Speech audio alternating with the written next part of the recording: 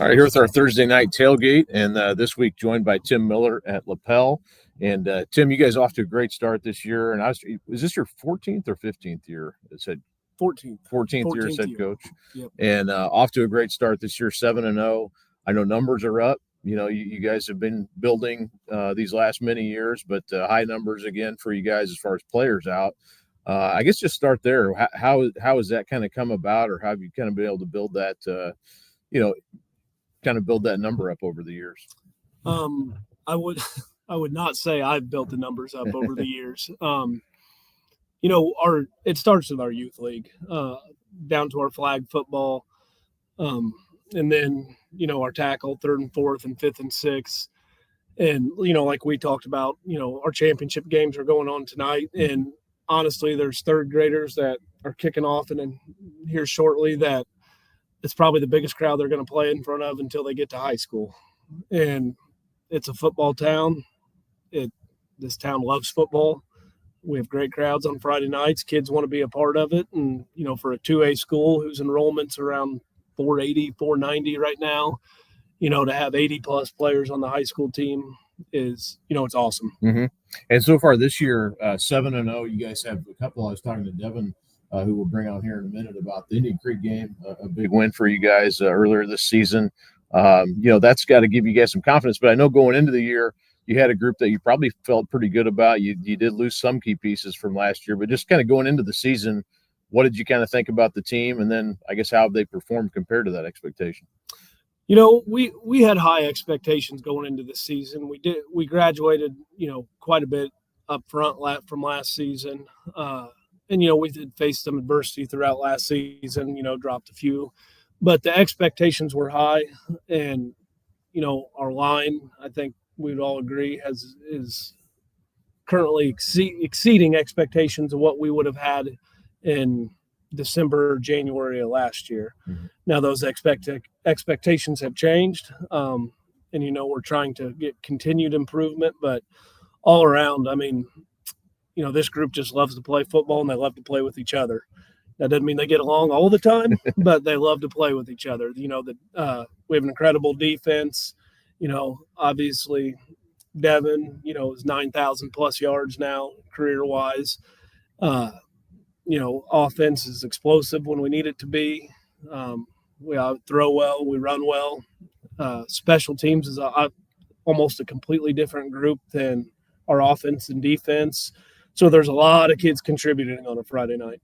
You have you mentioned Devin, 9,000 yards. It's pretty rare to have a quarterback who plays that long enough to have that many yards, let alone have the success he's had. Where have you maybe seen him improve the most, as a senior, maybe compared to his first few years of high school? Obviously command of the offense. I mean, he knows every little nuance that this. Most of the time, I don't even get a play call out. I get to about the first, syllable, and he's like waving me off that he knows what I'm about ready to say. So it's just a complete grasp of everything. And you can tell the 4 years of experience, you can tell. I mean, if a guy, runs something a little wrong, he knows it. Mm-hmm. And so it's just that, the complete command of everything. Mm-hmm. And obviously there's not a throw on the field he can't make. It's 65-70% completion percentage and a lot of touchdowns, so he does it really well. And you had that Indian Creek game where you're down late in the game, and I know it took he had a big part in that, but I guess winning that game, what did that kind of, not very many times you score 2 touchdowns in the final 3 minutes there and get an onside kick. I know they got one too, so it was a wild finish. But what does that do for a team to win a game like that? It was a big boost. It's a good thing for as you are approaching the tournament for guys to know that games are never over. Honestly, our guys never freaked out. We were down 2 scores with I think 2:37 left. And they had kind of fallen into a little bit of a prevent defense. Devin was able to capitalize with his legs and his arm on that one.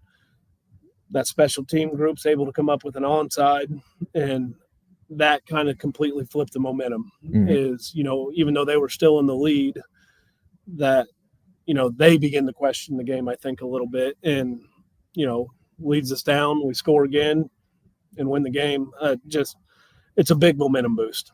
You're going to find out Sunday. I know you got a game against Jay County Friday, but Sunday the sectional draw comes out. What do you guys do? Do you guys get together for that, or what's the plan for Sunday? Yeah, our team will get together at the high school. Actually, the coaches get together separately, but at my house. But we've always done it that way. But most of our team will be up here watching the draw on Sunday. You get a chance to defend your sectional title. You won it last year, lost in the regional. When you look, I know you're not necessarily looking too far ahead, but what do you kind of, you got this group with a senior quarterback and a veteran team.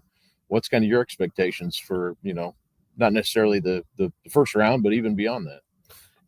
Obviously we want to go far in the tournament as we can, and we do have high expectations. That being said, the thing that's awesome about this group is we might talk ahead, but we don't look ahead.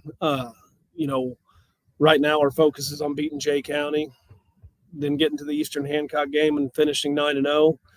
And then, our sectional is a tough sectional. I mean, I think if you're a believer in the Sagarin ratings, there's 7 of us between 49 to 73. That's not a ton of separation to sectional. So, last year we had to play undefeated Northeastern, Centerville, and Triton Central. So we know what it takes to just get out of our sectional. And that's our focus right now. Accomplish that goal, worry about the next one. I was going to ask you too. There's news last week came out. The Eastern Crossroads Conference will start to play, and I guess we'll find out probably when that will be exactly, whether it's next year or the year after. But what does that do for you guys? I mean, it looks like it's going to be a pretty good league. You got some bids out to some other schools that look pretty promising as well. But are you looking? You've been haven't had a conference here for a little while, but what's that do for you guys? No, when I was hired in 2012, it was kind of the tail end of the ICC. In fact, the process of getting out had already started. So that first year I had played a conference schedule, and then, we've been independent forever. From a football perspective, it's going to help with scheduling. Mm-hmm. Yeah. We're constantly looking 2-3 years ahead at our schedule just because we're always trying to find niches in other people's schedules. So if it all comes together and, I know invites were sent to Delta, Northeastern, and Centerville. If those 3 come on, it's going to be a good conference for us. Yeah, it looks pretty promising. You've been here, like we said, 14 years now. I kind of like to ask coaches what do you like about this job here? What has kept not a lot of coaches have that tenure anymore. That's pretty long at one school. But what do you like about coaching at Lapel, and what did you intend to be here this long when you first started here? Yes. That's good. Yes. Once my first year here, my wife and I said, this is where we're sending our kids. All 3 of our, the kids have all gone here K through 12, or will go here K through 12. So yeah, once we got here, this is where we wanted them to go to school. It's a great community. It's a great town. And I'm not sure you can find a town in Indiana more football crazy, small school than Lapel. Mm-hmm. Well, that's great. There aren't many small towns like, you drive into town here and it does have that small town feel to it. There's not many in this, metropolitan area that still have that. You guys definitely do. What is it, from a perspective? I know you're going to the Optimist Club here in a minute to watch those guys play, but probably a lot of those kids grew up wanting to be, Devin Craig or, pick your name at the time. What does that do for those kids to kind of see that and want to be a part of that? It's where it all starts. I mean, I remember watching him at the Optimist Club and hearing about 30 minutes, him and about 20 other guys were going to sit and argue about whose team could beat whose team and all that. So it's awesome. I mean, it really is. From the Optimist Club on Saturdays, all of our high school guys they're there on Saturdays, either to eat an Enos burger or, work the chains, or honestly just to hang out and, spend time around the football piece of it. It's an awesome football town. It really is. Well, awesome. Well, thanks so much. Again, Lapel is ranked third in Class 2A, 7-0 going into this weekend. Again, Tim Miller, thanks for joining me. And I'm going to pause this real quick, and we'll bring on Devin Craig.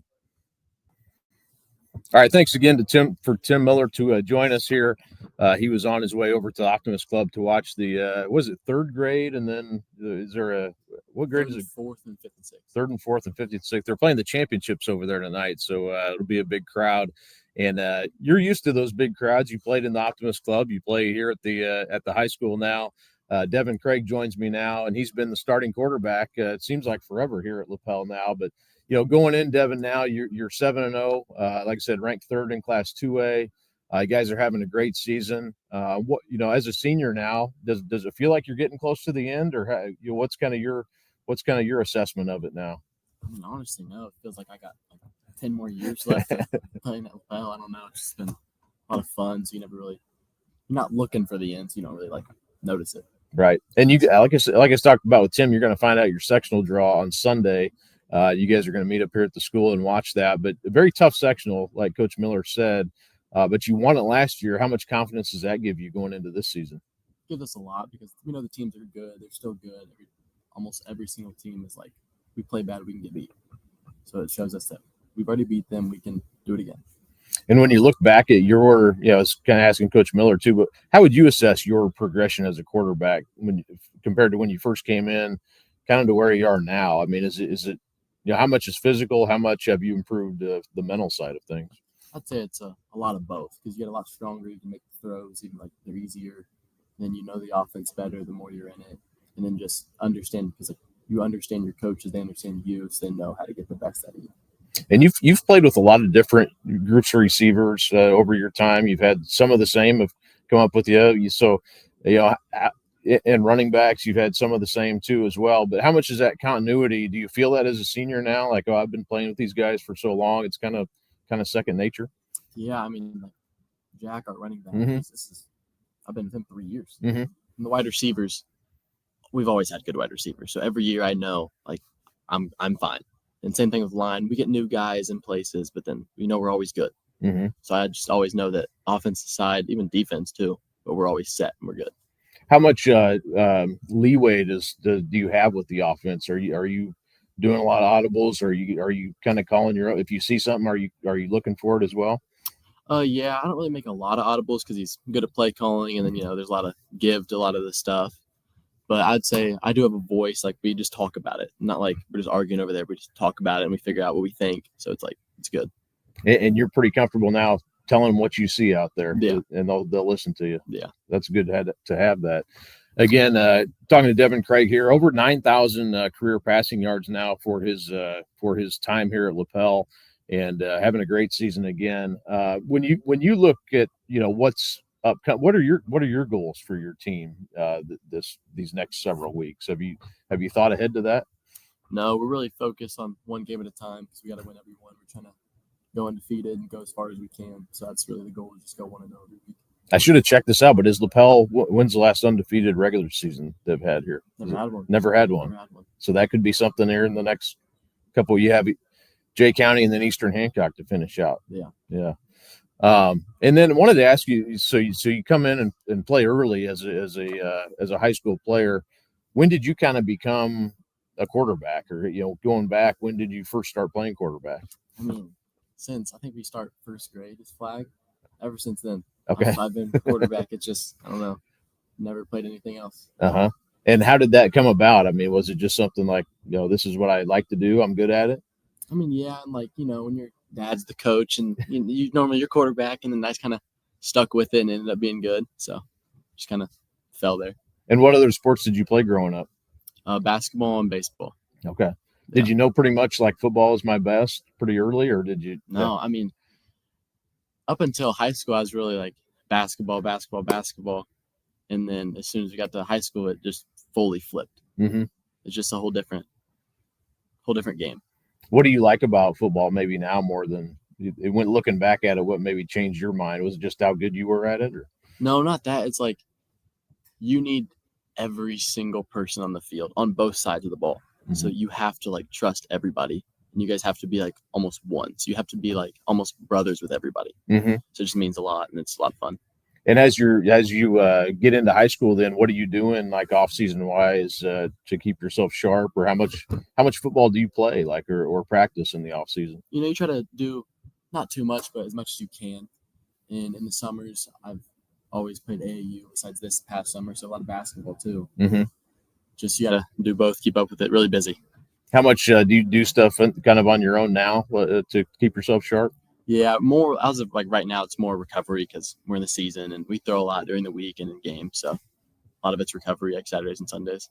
Well, again, joined by Devin Craig here from Lapel Senior, sitting in the gym here. This is a beautiful gym we got here. I've covered many games here. It's a great place. But when you look at your recruiting, do you kind of where are you at right now with that here in October of your senior year? We're looking at all the options. We got a lot of options. We're just kind of looking at them, viewing them, and seeing where I fit best. Have you been to some games this year? Yeah, I've been to a few. Uh-huh. Yeah. Where have you all been so far? I've been to Georgetown. I've been to IWU. I was at Wabash last weekend. I think that's it. I think I've been to 3. Okay. Any of those schools you kind of like so far, or you getting a good connection with them? Yeah, I mean, I have a good connection with all of them. I mean, keep in contact and just see how everything falls. When you go through that process, like who do you kind of lean on? Your family, I'm assuming, and coaches. Yeah, really, my dad and my mom and my brother. They all like help me, and then coaches too. Mm-hmm. The tough thing for quarterbacks, it's like you can only basically these colleges you're playing one, so it's always hard. I always think it's hard for quarterbacks because it's tough to find a spot, know you can play, and then that because basically only one guy can play. Is that how much are you looking at rosters? Are you looking at style of play, or what are you kind of looking at with that? Really style of play, because I've always felt like if I'm given the opportunity, I feel like I can always step up and be able to play. Mm-hmm. So it's really just the type of offense and like style and like how the coaches are with me. Really, that's the biggest thing. I wanted to ask you too. You're talking about kind of the Optimist Club and you playing there growing up. It's a neat. I was there one Saturday. I think it was 2. It might have been last. I talked to you out there maybe last summer, late last summer, or 2 summers. I can't remember how long ago that was, but it's a really neat kind of a small town atmosphere. It's a kind of a throwback maybe to what youth sports used to be like. How much do you look back at that and appreciate that you had that experience? Yeah, I mean, like every weekend you're normally over there watching them. It's just you just realize how much fun it was. Like, you just wish you could go back and do it all over again. It's the best time of your life. And when I was there, I don't know if it was you or a couple of the guys were arguing about, we were better back. Those arguments still happen? Yeah, especially when we're there because we all think we're the best. Who did you win the championship back then? Or? Oh yeah. Okay. Yeah. Okay. We had everybody. I mean, we had me, Jackson, because when Jackson was in my grade, and then we had Andrew, which they're both wide receivers now. Uh-huh. We had Braden Parsley. That's the other wide receiver. 3 of them. We had 3 of them. And then we had Evan Borkowski, which he's on our defense and offensive line sometimes, depending on. So we had everybody. So you had the deck stacked a little bit in your favor, then. Yeah. So, yeah. No wonder you won. But again, Devin Craig joining me here, and I guess lastly, kind of, as you get into these last couple of games, is there any personal goals that you have, or anything that you want to accomplish beyond the team stuff? Honestly, not really. I look at that stuff as like, if we go as far as I want us to as a team, I'll probably get it. Mm-hmm. So it doesn't really matter to me, I guess, as much. Mm-hmm. I just want to win the game. I'd rather win every game and throw for like 5 yards. Yeah. And obviously I want to throw for more. Right. Ideally you throw for 300 and win, right? Yeah. So I could say that's definitely true. Well, again, thanks for joining me here. Best of luck, Jay County on Friday night, and then Eastern Hancock, and then you'll play in the sectional the following week. But Devin Craig, thanks a lot for being with me tonight. Thank you, Evan. Well, thanks again, Tim Miller and Devin Craig, for joining me on the Thursday night tailgate. Should be a great week, week 8 of high school football, and it's starting to feel like football season out there. And we have several games on tap that should be really interesting on Friday night, including Lawrence North at Center Grove. I will be covering that game for us. Lawrence North coming off, I saw them last week against Warren Central, just an awesome offensive performance in that one. Trailed 42-21 at halftime against Warren, came back to win that game 63-48. Center Grove coming off a loss, so a little bit of a dichotomy there. Center Grove, their first loss of the season to Cathedral last week, 21-15. So coming into that game, I think Lawrence North should be riding high offensively. Center Grove has a really good defense, so I think that'll be a lot of fun. We'll also have Josh Herron will be out covering the Carmel Warren Central game. I think it's a really interesting game as well. Warren, like I said, they offensively very impressive last week. Jack Quillen, the sophomore quarterback, had 429 passing yards and 6 touchdowns, and 3 receivers, all juniors: Zechariah Wallace, Keyshawn Williams Jarrett, and Michael Tanner all had over 100 yards, well over 100 yards in that game. So really an offense, I think, that is just going to kind of hit its stride here, even if not this season, next year. And Keon Thomas did not even play in that game. Their standout running back. So and then Carmel, of course, been playing really well. So covered a lot of this in our videos, in our previews, and also you can read the predictions online. Paul Shepard will be at the Chittard Tri-West game for us on Friday night. That will be another interesting game. Chittard 6-1, ranked number 1 in 4A, of course. Tri-West is number 8 in Class 3A. So these teams have at times been in the same class, competed against each other in 3A. They're in different classes this year. Tri-West is averaging 38 points a game, and Jack Sorgi, the Louisville commit, almost already 2,000 yards passing on the season, 22 TDs. This will be a different challenge. I think Chittard will really test Tri-West defense. That'll be kind of the test, I think, for Tri-West, to see if they can man up and play against a really good running team. Danny Adams and that offense, they're known as a physical style offense for years and years. That's kind of what they do well. Adams over 1,200 rushing yards and 22 rushing TDs on the season. And then Rich Torres will be at Plainfield Whiteland for us. Whiteland is 5-2, Plainfield 6-1. And again, should be a really good game. Both these teams have lost to Decatur Central in the season. So this is kind of a race for number 2 in the Mid-State Conference. Both these teams in 5A, they're in different sectionals, but sort of a, somewhat of a 5A preview of maybe what we'll see. And speaking of sectional play, the sectional draw is at 6 p.m. on Sunday night. You can watch that. IHSA TV will have that covered online, and then we'll have lots of coverage as well that night, kind of takeaways from that. And then I'm planning to do a show on Sunday night, probably around 9 o'clock or so, somewhere in there, and hopefully have some guests on to talk a little bit about the sectional draw and what we see from that. Again, Sunday night at 6 is the draw, so sometime Sunday night we'll probably be doing that. So look for that, and I'll put something out on that. But lots of more coverage, of course, coming from the week 8 of the season. Again, sectional draw Sunday, then we'll get into all that. We'll have week 9 of the regular season next week, and then, of course, a week off for the bigger class schools. Mostly there will be one 5A game, but for the most part, 5A and 6A week off, 4A on down, and there will be some good games, I'm sure, from 4A down to 1A, and we'll get into that probably early next week too, kind of looking at the best games of the first round of sectional play, not only in Central Indiana, but probably some around the state as well. So stay tuned for that as well. But thanks again for joining me. Thanks again to the Lapel duo there, Tim Miller and Devin Craig, and we will talk to you next time.